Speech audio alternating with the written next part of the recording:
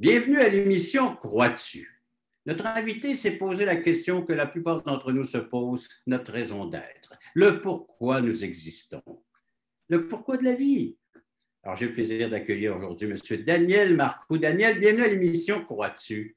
Merci, Jean. C'est vraiment un plaisir d'être avec toi aujourd'hui. C'est un plaisir de pouvoir parler de Dieu avec toi et avec toi. Ben oui, parce que l'émission est composée de cette vie spirituelle dont nous cherchons tous et que tu as trouvé. Mais avant, on aimerait connaître un peu ton enfance. Ça s'est passé où au Québec? Oui, j'ai grandi dans une famille québécoise traditionnelle. À mes cheveux, vous savez que j'étais dans la période où l'Église catholique était très vivante, j'ai envie de dire. Et nos familles québécoises étaient très pratiquantes. Je suis né d'une famille, je suis l'aîné d'une famille de 6 enfants, une famille ouvrière. Quelque chose du genre québécois pur laine, on va dire. Bon, merci Daniel. La manière dont Dieu a préparé ton cœur là, pour justement te questionner concernant ton existence. Oui, en fait, à chaque fois qu'on parle de comment Dieu a préparé mon cœur, je pense aux Hébreux dont il voulait les libérer de l'esclavage et ils étaient esclaves en Égypte. Pour ceux qui ne connaissent pas l'histoire biblique, on parle des 10 plaies d'Égypte. Tout le monde connaît un peu les 10 plaies d'Égypte. Alors, à cette époque-là, Dieu désirait libérer le peuple hébreu de l'esclavage, mais surprise, surprise,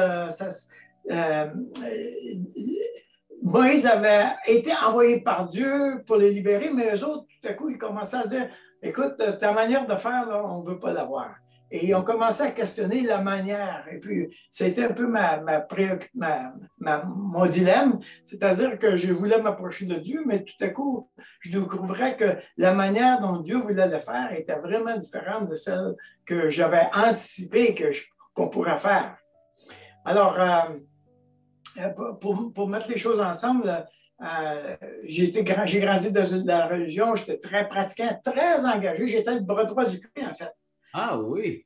Alors, oui, j'étais impliqué dans la fameuse réforme du Vatican dans les années 70, dans ma paroisse.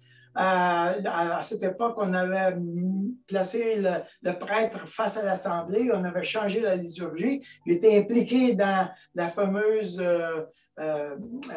changement musical, la liturgie musicale. Pas des messes à gogo. On appelait ça la messe à gogo, en effet. Je vois que tu es de la même époque, là.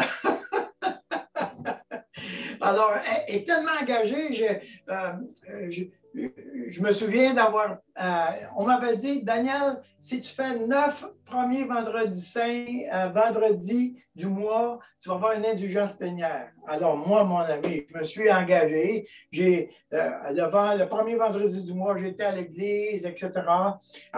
Avoir une indulgence plénière, c'était, j'ai mon passeport pour le ciel. Imagine-toi, c'était sérieux, là.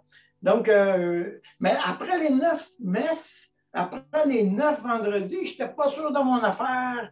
J'en refaisais encore 9. D'un coup, la qualité de mes messes n'était pas bonne. En fin de compte, je n'étais jamais certain, au bout de la ligne, que je faisais la bonne chose. Je n'étais jamais certain que Dieu était complètement content.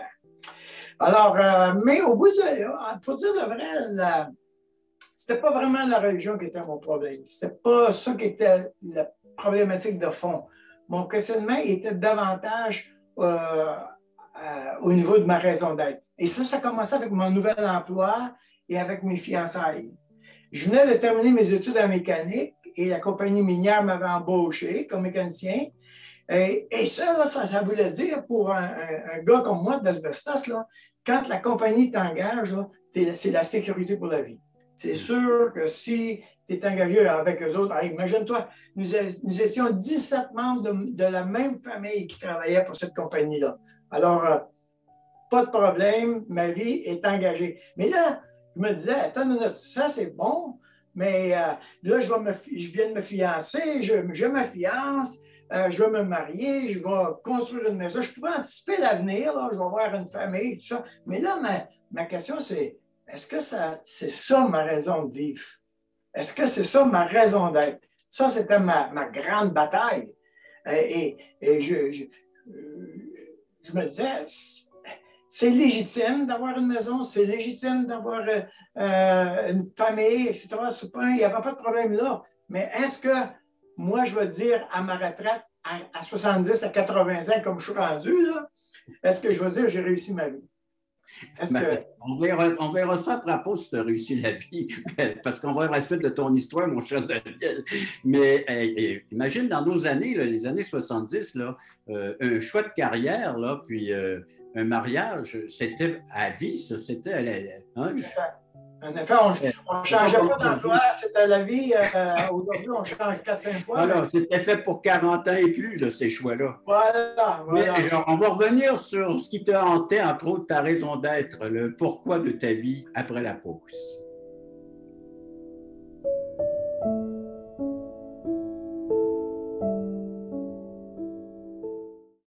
Le ministère Croix-tu est heureux de t'inviter à une étude biblique en ligne. Plusieurs écoutent régulièrement ces témoignages de conversion qui ont tous un point commun. Ils ont reçu Jésus-Christ en tant que sauveur personnel. Tu as des questions existentielles? Dieu, la vie, où je vais après la mort? Tu veux en savoir plus sur ce salut éternel? En te rendant sur la plateforme croistu.ca, tu trouveras le lien qui te conduira à une étude et partage de l'Évangile selon Jean tous les mardis soirs 20h. Je vous attends grand nombre. Donc, si je comprends bien, il y a plusieurs événements qui se bousculent dans ta vie là, en tant que jeune homme. Là. Il y a les fiançailles, l'emploi, mais il y a toujours aussi ce questionnement de la raison d'être. En effet, c'est là, c'est présent, ça roule en arrière dans ma tête. Pas parce que je suis malheureux, pas du tout. Je suis en train de me fiancer, j'ai un nouvel emploi très payant en passant. On est dans les mines, il ne faut pas oublier. Alors non, je ne suis pas en problème personnel du tout. Là. Sauf que j'ai cette question qui roule dans ma tête. Est-ce que c'est ça la vie, dans le fond? Et donc, ce qui arrive, c'est que comment Dieu m'a préparé mon cœur, c'est que le samedi saint, le samedi avant Pâques, nous nous sommes retrouvés dans un sanctuaire à Beauvoir, un sanctuaire, et on est seul dans le sanctuaire. Et avec ma fiancée, on a dit, Seigneur, aide-nous dans notre mariage, prends notre mariage en route, sois présent. Alors, on lui demande sa bénédiction, dans le fond. Et donc, on est le samedi saint, Pâques arrive. Le mardi, là, je commence un nouveau stage comme apprenti mécanicien avec un spécialiste en transmission qui s'appelle Lionel Gosselin. Lionel, lui, c'est un croyant et il a une réputation. Les gars, évidemment, vous savez, on est 160 mécaniciens. Là. Il y a beaucoup de plaisir à rire de lui un peu. Là. Alors, tu vas aller rencontrer, Daniel, tu vas rencontrer Monseigneur, tu vas passer à la confesse, etc. J'étais comme averti, là. Écoute, oui, on va parler de Dieu. Alors, évidemment, moi, j'arrive le mardi, puis je commence avec lui, puis il commence, évidemment, à me parler de Dieu. Alors, moi, je lui dis, écoute, là, Lionel, moi, je n'ai pas l'intention de changer de religion, je n'ai pas l'intention de rien, non. J'aimerais mieux qu'on n'en parle pas. Je me mets sur mes gardes tout de suite au départ. Alors, Lionel est gentil, vraiment respectueux. Il me dit, OK, Daniel, on n'en parlera pas. Mais il me dit, est-ce que tu as déjà pensé de vérifier ta religion? Moi, dans ma tête, je me suis dit, c'est une bonne question. Je n'ai pas répondu à ça, je ne voulais pas discuter avec lui. Mais j'ai dit, c'est pas bête ça, vérifier ma religion. Je n'ai pas pensé à ça, jamais. Alors, oui, je m'en vais dans cette direction-là. J'y pense. Et 2 jours après, il me cite un verset de la parole de Dieu, d'Exode chapitre 20. Alors, bon, je n'y dis pas à lui, mais je dis, bon, je vais vérifier ça moi aussi. Je vais aller là. Alors, je m'en vais dans ma Bible, la Bible que le prêtre m'avait donnée, et je m'en vais d'essayer les commandements de Dieu, les 10 commandements. Alors, je lis ces commandements-là, puis je dis, ben oui, c'est exactement ça. Ça disait, tu ne te feras point d'image taillée ni de représentation quelconque qui sont en haut dans les cieux, qui sont en bas sur la terre, qui sont dans les eaux plus bas que la terre. Enfin, là, je dis, c'est bizarre, c'est ma Bible. Je n'ai jamais entendu parler de ce verset-là, je ne comprends pas. Alors, je m'en vais dans mon catéchisme parce qu'à cette époque-là, on étudiait le catéchisme à 534. questions à apprendre par cœur. Et dans mon catéchisme, il n'y avait pas ce verset, il n'y avait pas ce commandement-là. On parlait de un seul Dieu, Dieu en vain, les dimanches, mais on ne parlait pas de tu ne feras pas d'image taillée. Là, t'as une minute, là. La première chose que je vérifie, puis wow, ça ne marche pas. Je ne pouvais pas te donner bénéfice du doute sur l'interprétation, etc. Non, non, j'avais les deux documents de l'Église catholique, voilà, puis c'est pas la même chose. Alors, j'étais sous le choc, hein, j'avoue, qu'il n'y avait pas de cohérence, là. Et c'est comme ça a fait, bon, ben, c'est la première fois que j'examine ma religion, puis il n'y a rien qui fonctionne. Il y a quelque chose qui ne marche pas. Alors, wow! J'ai vraiment dû remettre en question ma manière de faire. Et on m'avait donné un petit traité qui s'appelle L'incomparable Christ.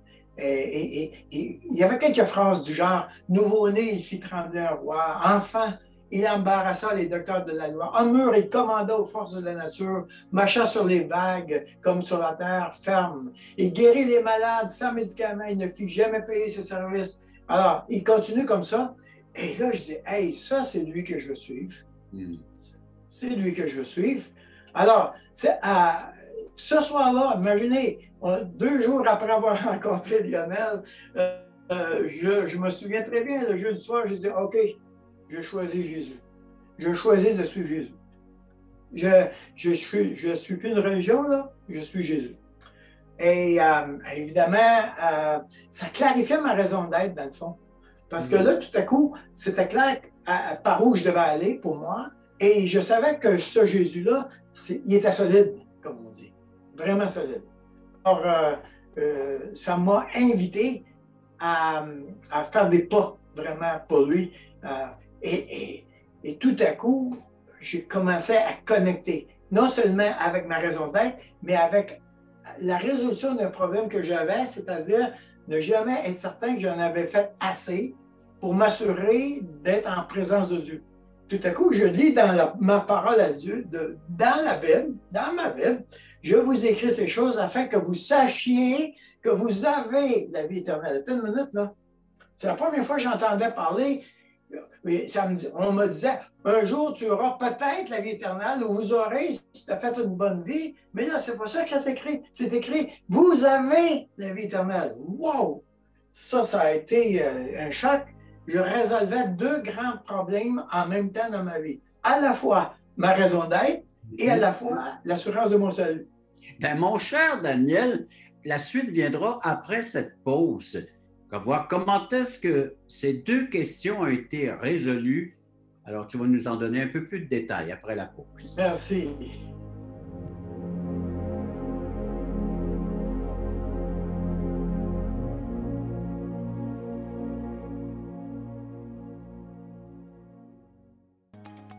Le voici, ce merveilleux cadeau. Nous vous offrons un livret d'environ 20 pages qui a comme titre « Passeport pour le ciel ». Très bien illustré. Un enfant le pourrait saisir, comprendre la portée du message. Nous vous l'offrons tout à fait gratuitement, sans aucun déplacement de votre part. Vous pouvez nous appeler, vous pouvez aller sur notre site croixtu.ca, faire des demandes, mais il sera livré à la maison, chez vous.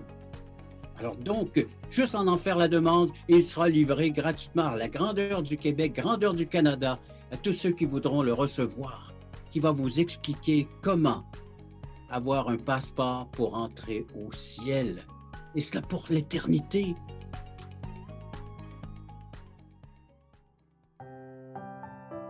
Daniel, avant la pause, tu nous disais qu'il y avait, le grand questionnement de ta raison d'être, et puis, est-ce que j'en ai assez fait pour entrer au ciel? Mais là, en découvrant et en lisant la parole de Dieu, tu trouves des réponses. Je trouve des réponses au niveau de ma raison d'être assez intéressant parce que quelquefois, on entend parler des croyants qui ont été en contact avec leur culpabilité, ils ne savaient pas s'ils étaient pardonnés, etc. Je ne me battais pas avec la culpabilité à cette époque-là, mais je dois dire qu'au fur et à mesure que j'apprenais à connaître Dieu, Et à fur et à mesure que j'apprenais à connaître sa sainteté, je me sentais de plus en plus pécheur, honnêtement. Et oui, j'avais choisi de suivre Jésus, mais tout à coup, je m'apercevais que moi qui étais un homme religieux très pratiquant, là, je m'apercevais que, wow, c'est pas tout à fait assez, là, il y a quelque chose qui ne va pas. Et c'est là que j'ai commencé à comprendre l'importance du salut, de la croix. C'est là que j'ai commencé à comprendre qu'est-ce qui était en jeu. Un des éléments qui a été extraordinaire pour une découverte pour moi, c'était la question de l'agneau de Dieu. Pour ceux qui ont grandi dans l'Église catholique, en tout cas qui ont été, comme pour moi, très pratiquants, cet agneau immolé, cet agneau avec la croix, on voyait ça souvent, on voyait souvent cette image-là, mais honnêtement, je ne pouvais pas faire un lien, rien, aucun lien, jusqu'au jour où j'ai compris que dans l'Ancien Testament, on immolait des agneaux pour le péché des personnes. Donc, les agneaux mouraient pour la faute de l'adorateur. L'adorateur emmenait son agneau et puis il disait, il mettait ses mains sur l'agneau, puis il disait à l'agneau, cet agneau va mourir à ma place à cause de mes péchés. Et tout à coup, je comprenais que moi, j'avais à mettre les mains sur Jésus et dire à Jésus, Jésus, tu meurs pour moi, tu meurs à cause de moi. Et c'était, pour moi, c'était révélateur tout à coup que j'étais dans une situation de découverte de la gravité de ma situation pécheresse que je n'avais pas, je n'étais pas là du tout. Là. Et je comprenais la beauté de cette image de l'agneau de Dieu. C'était formidable pour moi, cette question-là. Identifier avec l'œuvre de Jésus-Christ. Ça me permettait, je faisais des liens, autrement dit, comme on dit, j'attachais les points ensemble pour en faire une image, comme on dit. Ouais. Alors, évidemment, ça m'a mis en route et ça m'a enflammé, j'ai envie de dire. Ça m'a enflammé, savoir que tous mes efforts, toutes mes souffrances, tous mes choix vont avoir une incidence éternelle, que tout ce que je vais entreprendre, ça va avoir une incidence éternelle. Et que, imaginez, la Bible a dit que quiconque va donner un seul verre d'eau froide à un de ses petits, parce qu'il est mon disciple, je vous le dis en vérité, il ne perdra pas sa récompense. Tout à coup, tout ce que je fais sur la terre, toutes les actions que je pose ont une incidence. Pour moi, c'était extraordinaire. Tout à coup... Jusque dans l'éternité, mon Daniel. Ça jaillit jusque dans l'éternité. Alors, pour moi, ça, c'est formidable. Tout à coup, une raison d'être qui n'est pas seulement que d'avoir une maison, une famille, etc. Et tout à coup, la souffrance devient une explication. Mes efforts ont un sens. L'amour que j'ai envers les autres a un sens, etc. Et l'orientation aussi. Donc, tout ça, ça s'est mis en lumière. J'ai été engagé profondément à partir de ce moment-là à comprendre Dieu, à connaître Dieu. Je me suis mis à étudier la Bible pendant je dirais, les 10 premières années comme mécanicien. J'ai étudié la théologie. Et après 10 ans, on m'a invité à considérer le ministère pastoral. Et là, je me suis lancé, comme on dit, et j'ai implanté une première église dans l'Estrie. Ensuite, j'ai été invité à être pasteur à Laval. J'ai continué à implanter une deuxième église dans la région de Boisbriand-Sainte-Thérèse. Alors, à partir de ce moment-là, ma vie a été totalement orientée au service de Dieu. Formidable de voir comment est-ce que Dieu t'a pris là en train de travailler dans les mines, en cherchant la raison d'être, en cherchant le pourquoi de ta vie. Et en la personne de Jésus-Christ, tu trouves la réponse par excellence que ta vie existe pour glorifier, pour honorer, pour servir celui qui a donné sa vie à la croix pour toi. Et depuis ce temps-là, ben, tu continues, tu le sers et puis tu avances en âge comme moi, les cheveux blancs sont là, mais on est toujours des serviteurs de Dieu. Après la pause, j'aimerais que tu nous parles des changements qui ont résulté de ce choix spirituel et de lancer un défi à nos téléspectateurs après la pause. Le ministère Croix-Dessus est très heureux et enthousiaste de vous inviter sur Zoom en direct tous les samedis 9h30 Canada, 15h30 Europe. Nous vous présenterons des témoignages d'espoir vivants et percutants qui nous ramènent à l'essentiel, la Bible, la parole de Dieu et l'assurance d'une vie éternelle en Jésus-Christ. Pour participer à notre réunion Zoom, allez simplement sur notre site web croixdessus.ca et cliquez sur le bouton. Nous vous attendons en grand nombre. Le voici, ce merveilleux cadeau. Nous vous offrons un livret d'environ 20 pages qui a comme titre « Passeport pour le ciel ». Très bien illustré. Un enfant le pourrait saisir, comprendre la portée du message. Nous vous l'offrons tout à fait gratuitement, sans aucun déplacement de votre part. Vous pouvez nous appeler, vous pouvez aller sur notre site croixdessus.ca, faire des demandes, mais il sera livré à la maison, chez vous. Alors donc, juste en faire la demande et il sera livré gratuitement à la grandeur du Québec, grandeur du Canada, à tous ceux qui voudront le recevoir, qui va vous expliquer comment avoir un passeport pour entrer au ciel. Et cela pour l'éternité. Daniel, beaucoup de questionnements. Les réponses sont en Jésus-Christ concernant ta raison d'être. L'assurance d'avoir une place auprès d'un Dieu saint, un Dieu pur. Ta place est réservée maintenant. Tu sais qu'elle est là. Tout cela parce que tu as placé ta confiance, ta foi en Jésus-Christ. Comme dans l'histoire, tu nous as si bien raconté de l'agneau qui a été offert pour le sacrifice du péché dans l'Ancien Testament. Jésus est identifié dans le Nouveau Testament par Jean le Baptiste, son cousin, à 2 reprises. Voici l'agneau qui ôte le péché du monde. Voilà. Et cet agneau-là est devenu au centre de ma vie.